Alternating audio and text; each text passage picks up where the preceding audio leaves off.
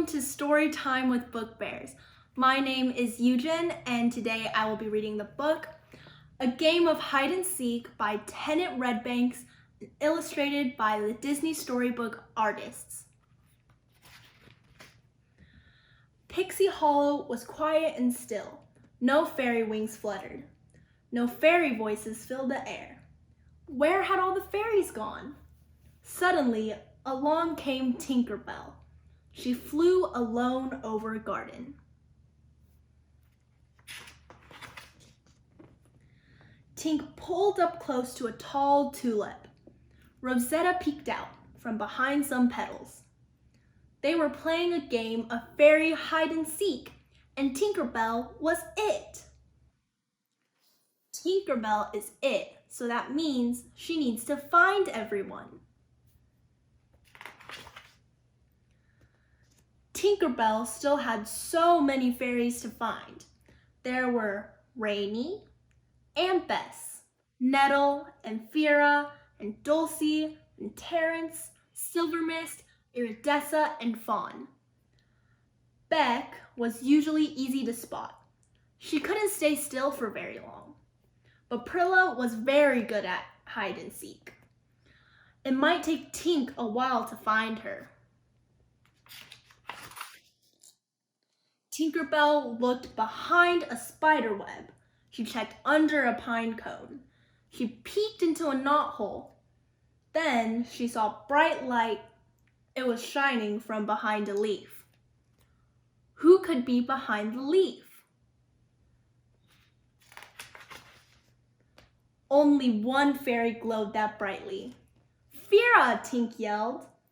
Tink pulled the leaf back. There she was.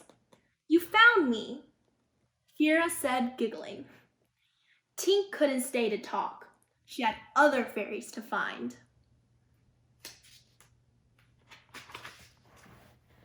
Tink flew over the meadow. She stopped short. She sniffed the air. She smelled lemons. Tink followed her nose, right to Dulcie, a baking talent fairy. Dulcie was hiding near a patch of clover. The lemon cake she had baked that morning gave her away. So there's Dulcie. Tink left the meadow and started searching again. Bright blue footprints crossed her path. The footprints led over some pebbles and down to the river. There, Tink saw Bess, hiding among the pussy willows. "How did you find me?" Bess asked. Tink pointed to the art talent fairy's feet. The bottom of her shoes were covered in blue paint. "Oh, drat!" Bess exclaimed. "I spilled some paint in my room today. I must have stepped in it." Since Bess stepped in the paint, she left a trail, so Tink found her. Tink found Silvermist behind a rain spout. She spotted Fawn in a bird's nest. Iridessa was trying to blend in with the fireflies. Nettle was hiding in an old cocoon. Which hiding spot do you think is the best? Tinkerbell still had not found all her friends. She flew to the Mermaid Lagoon. There she saw water flowing from a large stone sitting on dry ground. How could water come from somewhere that's dry? Tink fluttered around the stone.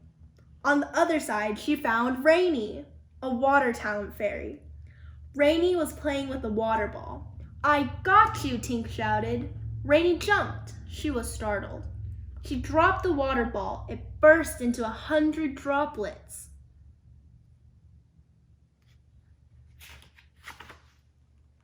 Then Rainey pulled all the drops back together again. She threw the water ball at Tink. Tink sprang out of the way. "Hey!" Tink yelled. "We're playing hide and seek, not fairy tag."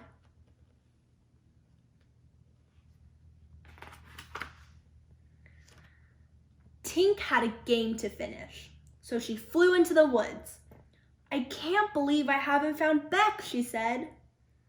Up ahead, she saw a flash of color. Tink flew closer. It was a red-spotted toadstool. But wait, something was behind it. Maybe it was Beck. She found the toadstool.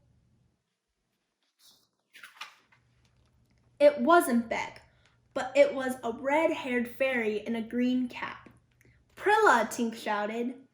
Tink told Prilla who she had already found. Then Prilla cried out, "Tink, look!" A beetle floated right in front of their noses, upside down.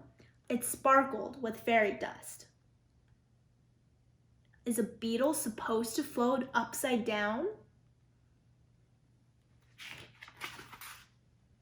Tink and Prilla followed the trail of fairy dust. Fairy dust makes fairies fly, and beetles too. They flew until they saw a silly sight. Terrence, a fairy dust talent fairy sparrow man, was trying to pull beetles from the air.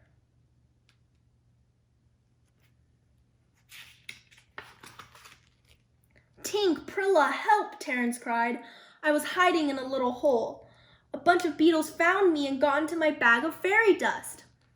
Prilla stayed to help Terrence. Tink still had more fairies to find. Who was left? Tink settled on a lily pad to think for a bit. She had found Terrence and Prilla. Fawn, Iridessa, Rosetta, Nettle, and Silvermist, Dulcie, Rainey, Fira, and Bess. The only fairy she had not found was Beck.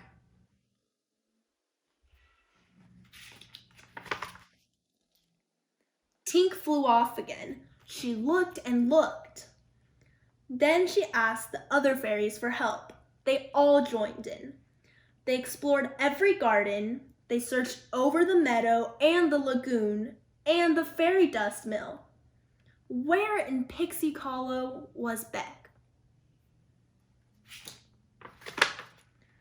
Tink tugged at her bangs. She was stumped. Beck was usually the easiest fairy to find. Today, Beck was not just an animal talent fairy.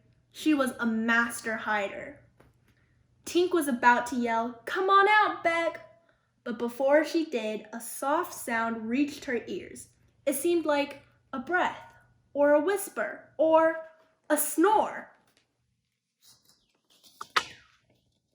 Tink followed the noise. It was coming from a hollow log. She poked her head inside. There, she found Beck curled up with a family of hedgehogs. She finally found Beck. "Wake up, sleepyhead," Tink sang out. Beck opened her eyes and yawned. "You found me already?" Beck asked. "Already," Tink cried. "I've been looking for hours. Beck, you are the last hide-and-seek fairy." "I am?" Beck gasped. "How nice." She rolled over, she snuggled back in with the hedgehogs. Soon, Beck was asleep again.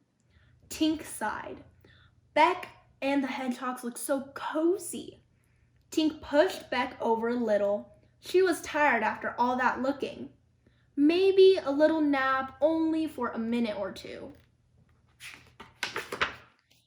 Just before Tink's eyes closed, she heard a voice call, "Tink? Beck? Where are you?" Another game of fairy hide-and-seek had begun. So Tinkerbell finally found Beck, but now everyone else is looking for both of them because they fell asleep. I hope you had an enjoyable time listening to the story with Book Bears. I hope you have a nice day. Bye-bye.